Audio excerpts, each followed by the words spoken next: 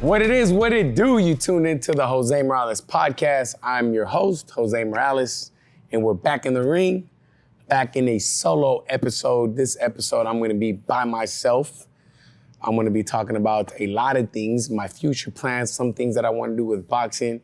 Also, I'm gonna talk about what I've been doing. Also, I'm gonna talk about some parenting things that I've been doing with my son. I guarantee you're gonna get inspired with this episode, and it's also gonna hit home with a lot of different things, and especially if you're a parent. So this is an episode you're not gonna wanna miss out, guarantee you. I put my heart into this when I thought about this one, and I thought about it a lot. And I'm gonna share some things that are gonna be good for you guys, and I'm pretty sure you're gonna appreciate it. But before I get into that, I wanna talk to you guys about the past episodes. I want to give a shout out to DP for coming on, and also to Missy for coming on. Hope you guys enjoyed those last two episodes, episode 29 and 30. It's been actually a few weeks, I think a couple weeks since I've been back on. I've been doing a lot of different things during those few times. One of them is this webinar that I'm working on that I'm gonna talk about a little bit more in a little bit, but I've been doing this webinar, and I was recording daily for long hours. And to be honest, I didn't really want to do a podcast and be on a camera again and be recording, because I was tired of recording. It took the fun away from the podcasting. And I didn't want to bring a half-ass episode to you guys, or something that I just did not feel. I hate doing that. I've done an episode like that where I re-recorded it just because I wasn't feeling it. And I don't want to bring that to you guys. And that is why I've been MIA. So I'm going to talk about those things that I've been doing.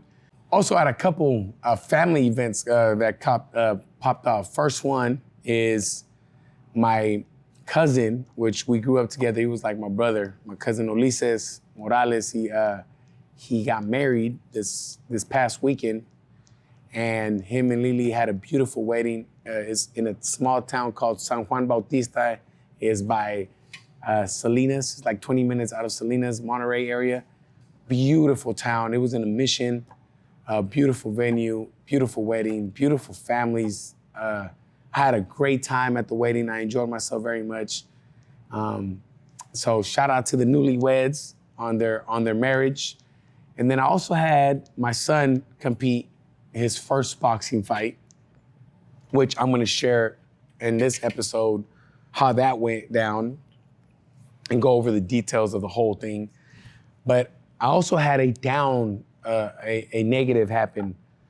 One of my close friends growing up, Luis Martinez, Quique, passed away a week ago. And it was a lot harder than I expected it to be. I mean, I didn't expect him to pass away so early. He's my age.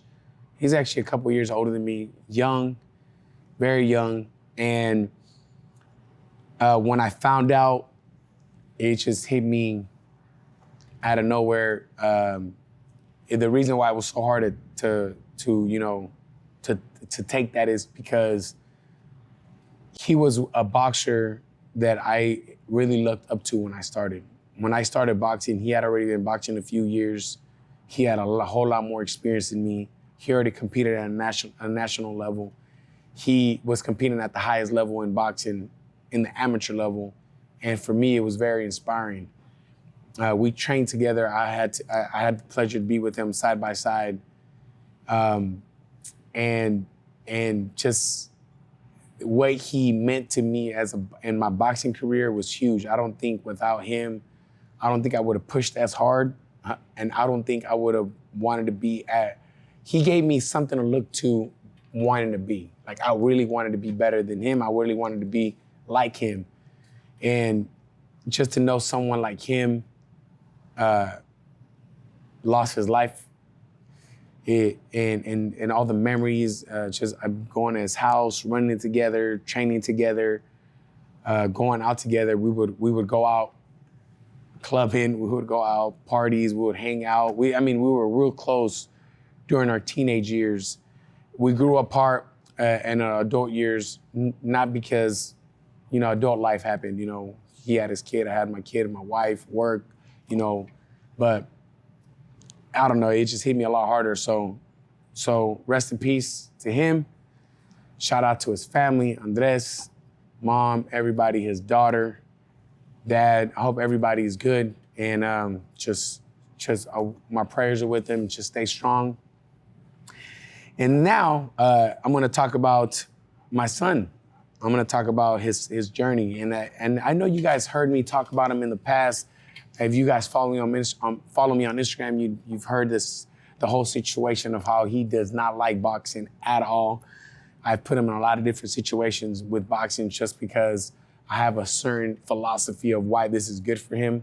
Some parents may agree with me, some may not, but that's the beauty of being a parent. I mean, you get to raise your kid how you want, and regardless if it's right or wrong to anybody else, it may be right to you.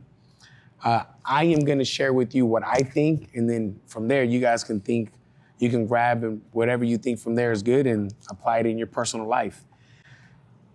I feel like with my son, him being a boy, I want to prepare him to be a man when he becomes a man. I want to prepare him to be alone, independent, without depending on anybody. I want to prepare him for a real life world that mom and dad are not always going to be there. His brother is not always going to be there. His friends are not always going to be there. And no better way to do that than boxing. Boxing is you're alone. Anything you do gets exposed. And that's why I told him I really want him to experience. I told him 10 fights. I also told him, you win one fight and it's a wrap.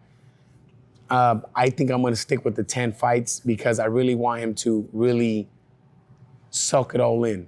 Regardless, I don't care what his turnout record is at the end, what his end out record is, but I really want him to experience losing, winning, working hard for something, and accomplishing something. And I'm gonna share with you guys how this fight went and kind of dive into how everything played out. At the very beginning, I was putting him in with guys that were national champions already, and he was very new. Did not go well. And he toughened it out though. He was crying. I think I shared the story once before where he sparred with a kid. He didn't do too good. Towards round 2 or 3, I asked him, I'm like, do you want me to take him out? He said, no. He thought, no, leave me in here. And he pushed through it.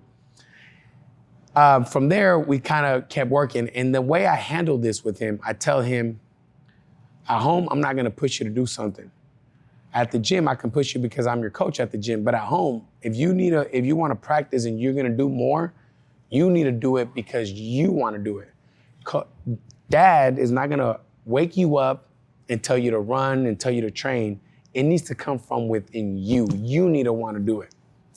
So when we come to train and he had a couple hard days or good days or whatever it is that happened, on the drive home, I would explain to him, I expect you to work on this. If this is what's going on, you need to work on this if you want to get better, if you want a different result. So if you keep boxing and when you're competing or when you're sparring, you keep getting hit with the same right hand over and over, over and over. You keep getting hit over and over. There's something you're doing that is causing that right hand to land, and there's something you're not doing that's causing you not to change from you getting hit with that right hand. So I explained it to him like that if you want to change that, you need to change something in your routine, in your training session, in the way you train. If you don't change nothing, the outcome is going to be the same. So the first week, I show up to the house, and Saturday morning or Sunday morning when there's free time for him to train, he's still laying in bed or he's playing games or whatever it is that he's doing. One of the things he does, he handles his chores in the morning. He does a great job with that, but he never invests time in his boxing. So then when he was playing, I would look at him, I'm like, oh, just playing, huh? So you're not gonna, I would just walk by him like, I guess getting hit by that right hand felt good. I guess doing that just felt good. You don't want to change nothing. And all I did there was just plant the seed. I just planted the seed that I was just reminding him that if you don't change this, nothing's gonna change. So the next day, the next time he sparred, the next time he trained, he's getting hit with that right hand again. Pop, getting hit with that right hand. And then he's getting frustrated and he's getting angry. I conversate with him. I was like, look, the same mistake that you made last week, you're making this week. And you know why nothing changed? Is because you changed nothing. Remember when I walked by you and you were playing your games instead of practicing your boxing? I'm like, it wouldn't take you, you wouldn't get backed up by training for 30 minutes, an hour. But the problem is you want dad to grab you, wake you up, and get you to train. That's not dad's responsibility. That's not coach's responsibility. That's not mom's responsibility. That is your responsibility, because the one that's getting his ass kicked is you, not me. You should not want to get beat up. So then the next week, the next Saturday that came by, Sunday that came by, guess what he was doing? On his own, he was finally practicing. But this all came from with him. And the way this happened is him experiencing adversity, him experiencing adversity for the second time after not fixing nothing, and him finally saying, you know what? I think dad is right. I gotta fix something. And this is the difference when you protect your kids versus when you let them fall on their face. Let them experience it, because that fall, that adversity, that pain is that's what's gonna get them to wake up and not wanna do it again. You know, when you cut your finger or you do something and you're like, oh shit, I'm not doing that again. That shit hurt last time. We need to let them fall and experience it. And this is why I tell my wife, I want him to box at 8 years old. Because at 8 years old, there's nothing another 8-year-old can do to him to seriously hurt him. The only thing that's gonna hurt him is his pride, and is gonna make him wake up, and is gonna make him get teary-eyed and make him cry, and is gonna make him angry, but that's all it's gonna do.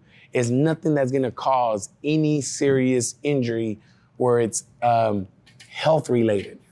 And this is why I have him boxing at 8 years old. Because I want him to learn this stuff. This stuff is what boxing is gonna teach you. So then he went on, his training went great. He was busting his ass. He did really, really good during his training. He improved a lot. He was boxing really good kids and he was holding his own. One time, I gotta share this story. He was sparring this kid, again, nationally ranked, really good kid. And my son was not doing what he was supposed to be doing. I told him, you gotta let your hands go. You gotta throw. He was so scared that he was not throwing. But he was scared because he was intimidated of how good this guy was.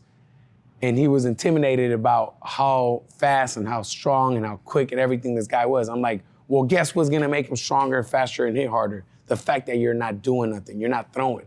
Of course he's gonna look better. And we went round after round after round. I'm like, look, dude, I'm not stopping you until you throw your punches. I'm like, until you show me you're doing something, then we're gonna stop. And we literally went over and over and over and over until he finally woke up and he started letting his hands go. And then at the end, when he started finally letting his hands go, he started finally seeing what he was capable of doing. And when he left, when we drove home, on the drive home that day, he finally was like, you know, Dad, thank you for not taking me out. He said that, thank you for not taking me out.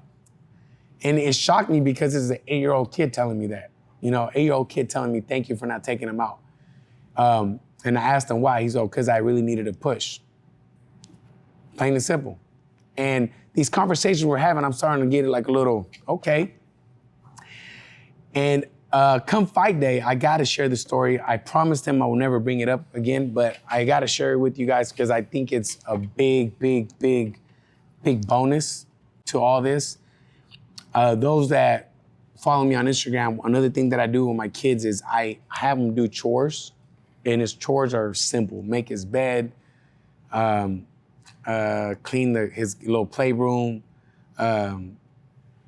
little things like that. And he gets paid like $1 for each thing on the daily. Then he's got to clean the bathroom. And then he's got to do different things. The bathroom he's got to clean once a week. And he's got to read in Spanish. And all these things that he does, when he does them, he goes up to his little calendar, he marks them off at the end of the week. I pay him for them. I pay him for everything he did. And why I do this, the reason why I do this is because he's responsible to, when we go to the store, if he wants to buy a toy, Dad does not buy him. I don't buy him shit. The only thing I buy him is things like school supplies, clothes, food, and his house. I mean, where I pay for all that. But anything that he wants, like a toy, like a game, anything that is a want, not a need, he covers it. And I started doing this for both him and Weddle, my 4-year-old. Both my 4-year-old and my year-old both do this. One, it shows them responsibility. They have to handle their chores. And another thing is they learn to handle money, basic paying this, paying that, and saving and stuff like that. So this all comes with different things. I mean, some people can agree with it, some people cannot. One thing that happened is my son, the day of his fight, I walk in all pumped up. You know, I like getting your energy up. So when I walk into his room, I walk in there and I'm ready to be like, let's go, come on, it's fight day, get him all pumped up. When I walk in there, I open the door, and when I open the door, he kind of grabs something, he like hides whatever he was doing. He's like he was very suspicious. So I looked at him and I was like, I was like, what do you have there? Like, why'd you do that? And he didn't say nothing. He was just looking at me. So then I went over there, I lifted up his hands, and I grabbed what was underneath. And when I grabbed what was underneath, he had a $100 bill and a $50 bill. Right away, I knew that was in his. No way he's got a $100 bill by doing chores that are $1. I'm like, wait, you got 100 and a 50. So I asked him, and he just gave me this eyes, like he was just like, oh shit. I'm like, where'd you get this money from? And he just started crying. I'm like, where did you get this money from? And he admitted to me that he took it from my wallet. And I always leave my wallet in the front. Like I never hide my wallet. If I can't trust my family and my kids with my money, then who am I raising? You know what I'm saying? So I don't hide my wallet. I don't hide none of that. I leave it in the front. And he took it from my wallet. And I honestly wanted to beat the shit out of him, and I wanted to yell at him, and I wanted to be really, really hard on him. But it was his fight day. That was the day he fought. I didn't want to kill his spirits right before he entered the ring where he was feeling like shit. I did not want to do that to him. So I told him, thank you for giving me the money back. I'm like, we're going to talk about this tomorrow. Forget about it. Don't worry about it. He said, all right. So then his fight day, we're driving home. I didn't tell my wife yet. I didn't tell nobody. I was holding it inside. I really like I said, I was angered by this. And this is the things that's bad about having money involved now, because now your kid is going to experiment with all these things. But again, these are things that he's experimenting with it at 8 years old. I'd rather me be able to find out that, he stole at 8 years old and he went through this at 8 years old versus at 17, 18 years old, where he does not listen to you, or he thinks he's too cool, or he does something bigger where he gets in trouble. Like, what if he steals something a lot bigger away from your house? Like him stealing from me, I'm not gonna put him in juvenile hall or nothing like that, versus at 17, 15, 14, something like that could happen. You know what I'm saying? And I get to experience this with him now. So that's why I'm happy that it happened with him at this age versus it happening at a later age. So then we go to fight, weigh-ins, everything. And he was super cool, super cool. I was, no joke, very, very impressed with the way he handled himself. I did not expect to see him handle himself that way. He carried himself very calm, he chilled. He was super chill in the back. He was never once showed he was nervous. He was nervous. He told me he was a little nervous, but he was super excited. He was super good. I was impressed. And when he went to fight, he did amazing. He did really, really, really good. He lost the fight, but honestly, at 8 years old, when you got kids just throwing like crazy, it's very hard to judge. I still think the kid he fought the first round definitely won. I think it was good though. He did really, really good. The fight was great. When the fight was over, on the way home, and then when we got home and the fight was over, I was like, should I tell him now? And should I tell my wife now, or should I wait till tomorrow? Because I didn't want to kill his spirits. He was all happy. I'm like, you know what? I took him In-N-Out because he wanted to eat In-N-Out. I'm like, this is the time. This is when I'm gonna do it. So I brought it up to my wife. I told him what he did. I told him, and then I explained to him like this. I'm like, there's good guys and bad guys. And to good guys, good things happen. To bad guys, bad things happen. I'm like, stealing is part of bad guys. And on top of that, stealing is probably the worst out of all of them. I mean, there's no such thing as being a good thing, bad guy, but stealing is like, it's probably the lowest of the criminal thing. Like, why are you doing that? I'm like, don't do anything bad. Because the bad guy attracts bad things. And I'm like, you know why you lost that fight? Because you did something bad. You have bad things coming your way because you're doing bad things. I'm like, you do good things happen to you. I'm like, on top of that, think about mom and dad. I'm like, because honestly, I wanted to kick the shit out of him. I wanted to spank him. I wanted to beat his ass. But I wanted to physically discipline him because that's what I thought he needed.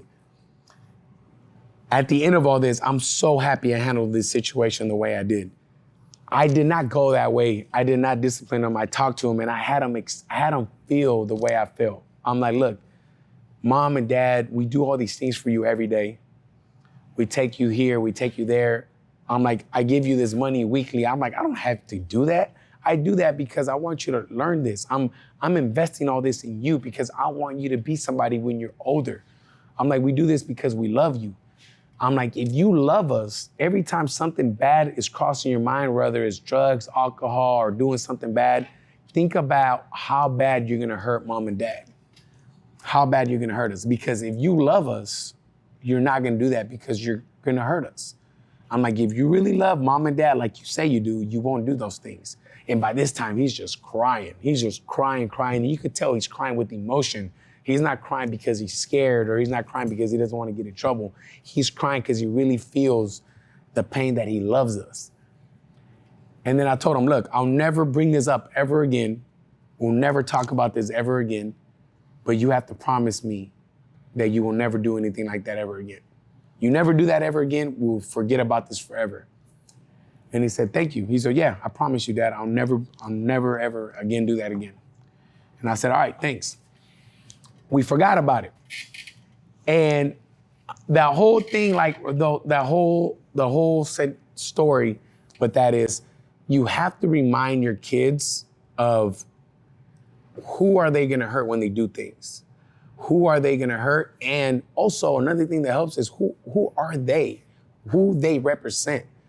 Who are they and what they represent? For example, with my son, I talked both to Weddle and Alonso, and I told them, one day we were on our way to take the recycles back because Alonso recycles his cans and glass, plastic. He recycles all of them and he gets his extra cash there. And one day, this is like a week ago, we were driving up to get it, to sell his recycles. And on the way there, I told them, because they were talking in English to each other. I'm like, look, you guys can practice English everywhere else, but at home with each other, you guys gotta practice Spanish. With mom and dad, we speak Spanish. Speak English everywhere else, but here you have to keep your Spanish.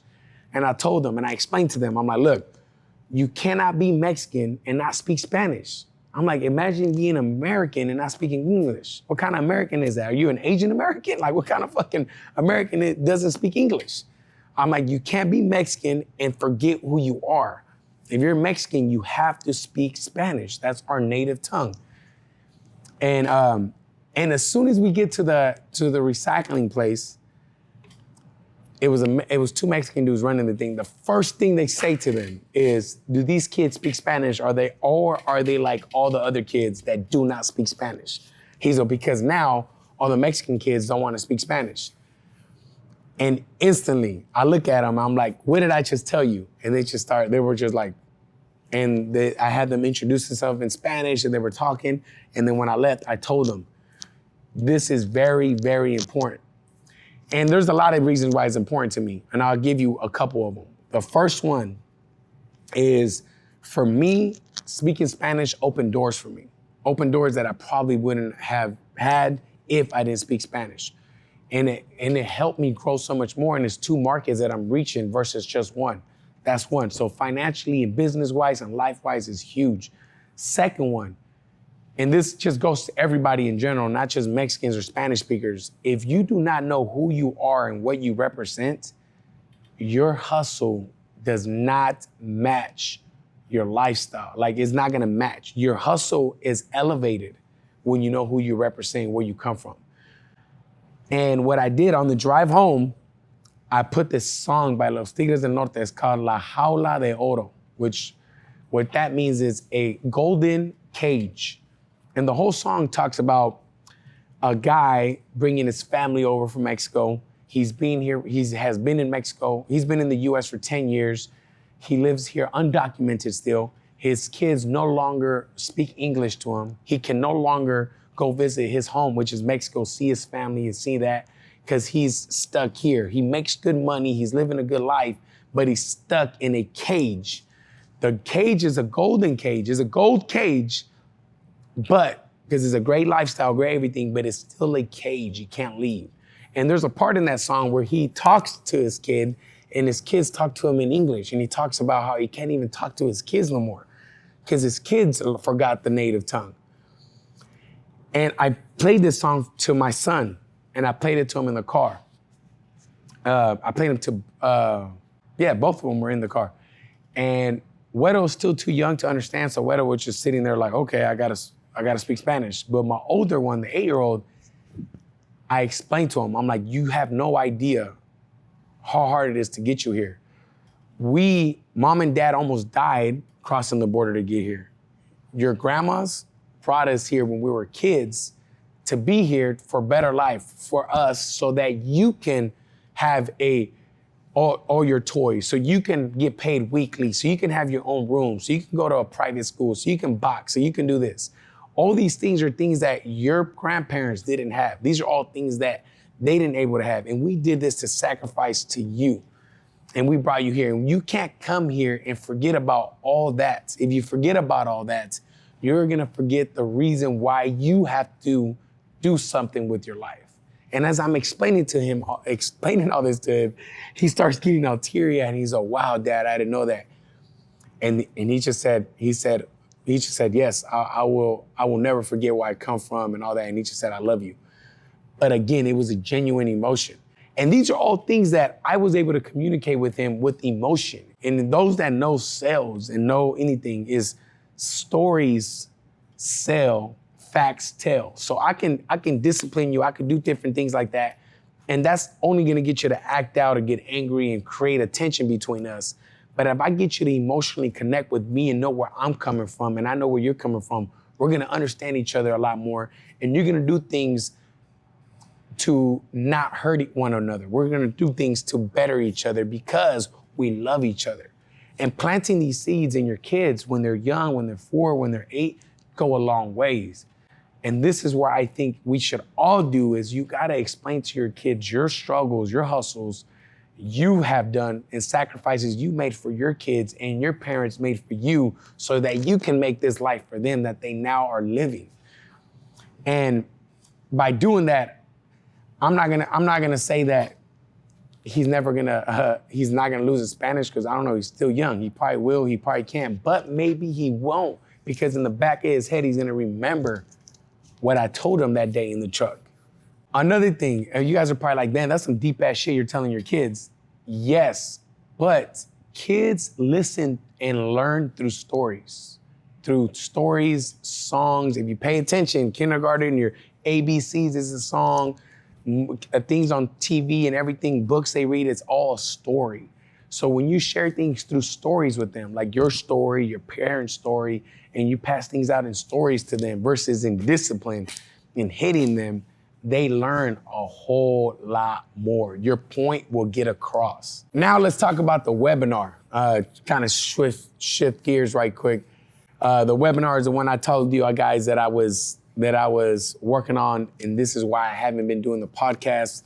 The webinar that I am doing, that I finished, I'm actually gonna launch here soon, is focused on helping boxing coaches become business owners versus coaches having full-time jobs or coaches running a gym, but their overhead and their stress is so high. Helping them create profits and helping them create a system where they can separate and do things where they can help boxers travel and this and that, and I have to worry about who's gonna cover what, and I have to worry about money and jobs, and I gotta work this and I gotta do that. I feel like I've done something here that no one has done, and I'm positive no one has done what I have done anywhere. Guarantee you, we are the only boxing gym that does what we do and how we do it. And it would be selfish of me to hold all this in and not share it with everybody else. I've had people tell me, well, why are you gonna train your competition? You know, it's your competition. These are people you compete with. Is a gym in New York really my competition? Yes and no. Member-wise, probably not. But when we go to nationals and things like that, yes, they're my competition. Because the less people go to nationals, the less people I have to compete with, my chances of winning are higher. If a lot of people go, my chances of winning is a lot less. So yes, there are competitions. So why am I gonna help them grow and get better? I feel like boxing needs this. I feel like this is what the community needs. A boxing gym is like a church. It's like a, best way to describe it is we hit different demographics. You know, the church, you probably get older people or younger.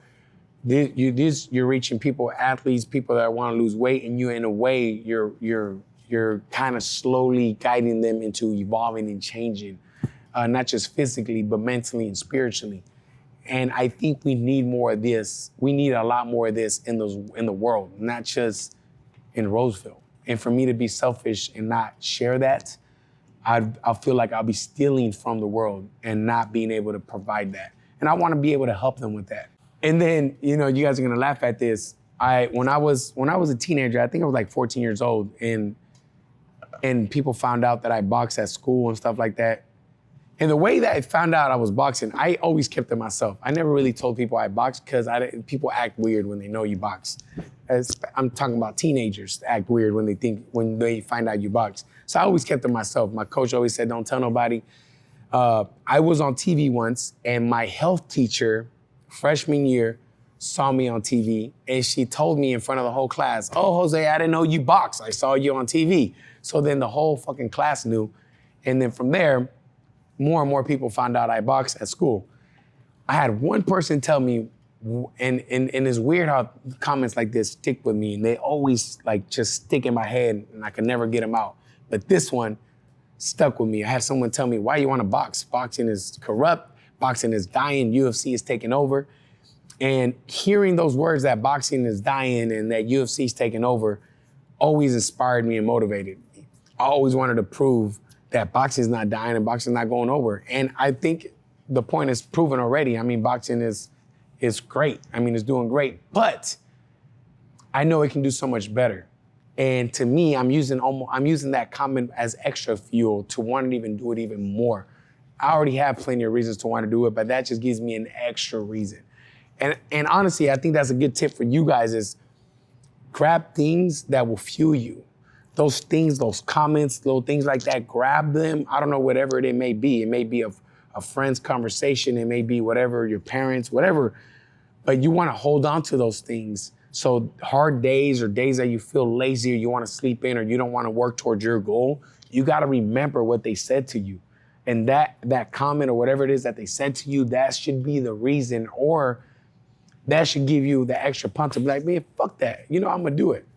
And get up and work towards your goals. So I would say for sure, hold on to a couple of those. And then the last thing that I'm working on, I'm not gonna go into too much into detail, but it's also boxing related. It's just completely revamping boxing as a whole, from the professional level to the amateur level, just completely. I feel like boxing is the most popular, most profitable sport without it having any no actual structure or longevity. Somebody looking for the longevity in the sport. Boxing doesn't have that. What I mean by that is Imagine you see a business, and that business that you're seeing does great financially. It makes great money. It kills it every month, every year. It just makes great money. But the system and the structure and the way it's ran and the business and the employees and everything is just shit. What does that tell you about the business? That tells you that the business has a great fucking product. If the staff sucks, the structure sucks, everything about it sucks, but the product is good and the product alone is giving you this amount of profit and is producing good financial numbers, that means the product is good. That is exactly what boxing is like right now. Boxing brings up great numbers, makes great money, but is run by shitty people, and there's no one looking out, no structure, nothing setting up, and no one's looking out for the fighters, for the boxers, make sure they're good, not only during fighting, but after they're done fighting. There's none of that being handled. And if there was, I believe this is what will make boxing the #1 sport in the world. And I believe this is what will make this world change, and it will change completely from a whole. When you get a whole bunch of boxing gyms that are like churches, making impact in people's lives and getting people to change. Because boxing is the best way to explain boxing. Boxing is like having a mirror in front of you. And this mirror in front of you literally exposes everything about you, regardless if it's good or bad.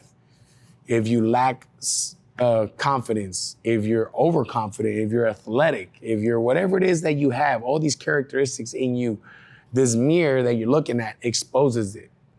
And then it's up to you to decide what you're gonna do. Are you gonna face those challenges? Are you gonna hide from those challenges? Or are you gonna quit and just always live with these challenges? And that's honestly the common one. People will quit on the challenge that they see. Like they see that they lack confidence, or they lack, they're not athletic, or they lack whatever it is that they lack. I mean, there's a discipline or consistency. They lack this, they lack that. And the most common one is consistency and discipline. When people notice that they lack that, you know what happens? They turn the cheek and they go do something else. And suddenly they have a list of things that they can't, that's stopping them from coming to face that fear.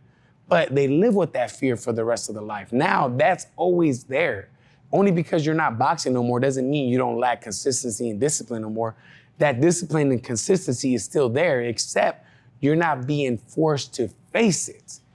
Boxing forces you to face it.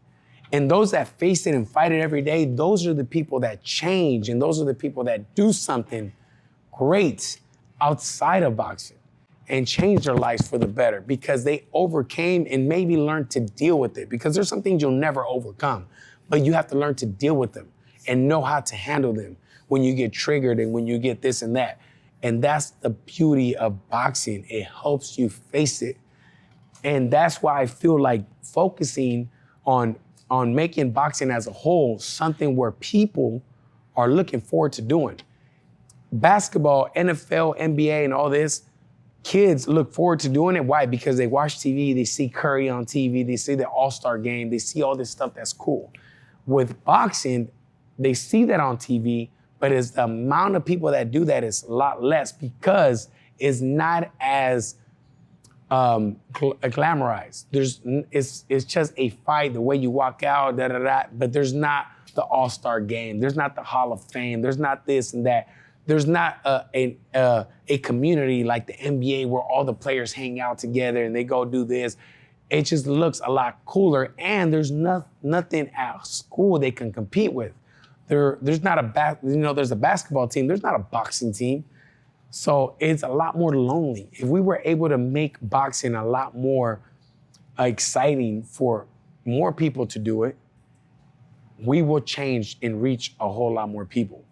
And this is my goal. This is where I thrive on every day. And the reason why I'm like this, I didn't know this about me, but I actually went to therapy. I had therapy for a while for my traumas. Honestly, I don't even know if a lot of people know this about me. For my childhood trauma, I had to face and understand a lot of things about myself that I did not know. And in order to face it and understand it and know how to deal with things, you have to understand what's going on with your mind and with yourself. And when you understand these traumas, you get to deal with them and you understand how to deal with them a lot better. And when I was in therapy, one of the things that I found out and learned about myself is that I had this thing that I had to make sure people liked me. Weird as shit. If I felt like someone didn't like me, it brought me back to my childhood where I was unloved and looked down upon, and I was just unwanted. And I never wanted to feel that again. So I was always going out of my way to please people, bending over backwards to do things, or going out of my ways, or because I was so worried of going back to that childhood Jose. And one thing I learned through therapy is all these things that happen to you, you want to look at them that they're happening for you, not happening to you. So the common thing that gets it stuck in our head is when something bad happened to us, like we get a flat tire, we lose our job, we get whatever it is that happened, we get abused as kids, we get in this petty, like, this happened to me, and but this is going on, like a victim mentality. Instead of using it as fuel, like this happened to me, and this is how I know this is not gonna stop me, because if this couldn't stop me, this is definitely not gonna stop me. It's just a simple switch of the way you're approaching negative situations and using those negative situations as positive reinforcements for your mindset to make your mindset that much stronger and your will that much harder to break. And this is exactly what helped me during the phase when I was down on myself and all that, when I finally made the switch of this is happening for me, not to me, and accepted all these things and used all that as fuel.